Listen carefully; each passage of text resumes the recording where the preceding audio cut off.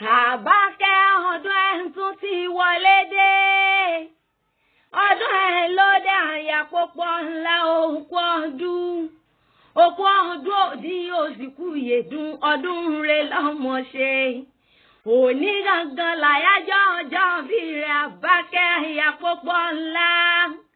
Òkú ọdún ni mo bá ń dúpẹ́ lọ́wọ́ Ọlọ́run ọba, congratulations òkú oríire. Pẹ̀lẹ́ ọmọ wọn ní kírun àgùnbẹ́ onílẹ̀ òbí. Ọmọ ẹlẹ́ni àtẹ̀ká, ọmọ ẹlẹ́ni ẹ̀hún wẹlẹ́. Ọmọ onígbò kọ̀lá, ọmọ onílé àǹtáré. Ọmọ ṣújì iná tọmọ òróhùn mú bọ̀pọ̀, ọmọ akìnìyàn nílé, ọmọ akìnìyàn lójú ogun. Abájọ Àbákẹ́ mo ráwọ̀ akin lára rẹ̀, akíkanjú òun pọ̀ ọdún. Òkú ọdún òní òsìkú yèdún alábàtọ́jọ́ mi, congratulations òkú ọdún. Òní báwọn nájà wérewére, òní báwọn nájà wàràwàrà, àgàrà òní dáhùn láíláí. Fún mi lọ́lá gbogbo tí ń pa ọ́ lẹ́rìn ò wá nípa àwọn lẹ́kún.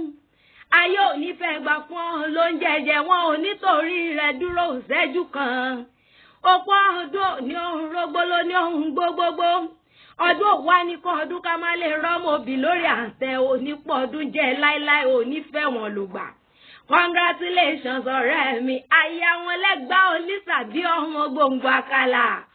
Ọmọ ayọ́gbẹ̀rú ni wọ́n jọgbẹ̀ ẹ̀kọ́ tó rẹ́rú nísìnyí, ẹ̀kọ́ kìí síyàn.